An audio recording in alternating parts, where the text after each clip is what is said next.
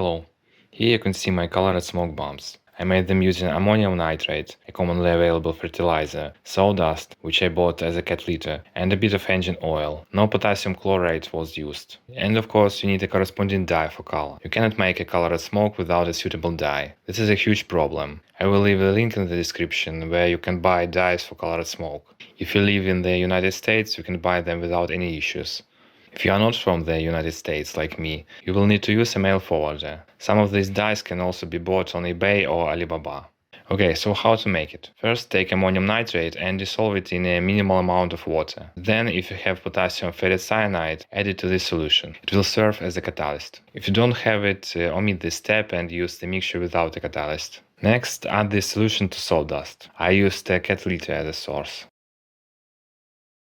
Dry the mixture for several days. It may change color if a catalyst was added. Then add motor oil and mix it evenly.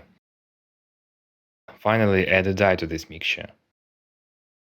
If potassium ferricyanide was added, use these proportions. They work well in most cases. The smoke bombs from this video use this composition. If you use a mixture without a catalyst, use the following proportions. These proportions are straight from the patent. They work a bit worse, but still give you a pretty nice result. This smoke composition burns very slowly, so I usually ignite it from the inside using a sparkler. This way it works faster. That's all for this video. All my experiments and additional information are posted on Buy Me a Coffee, now available for all. The link in the description. Goodbye.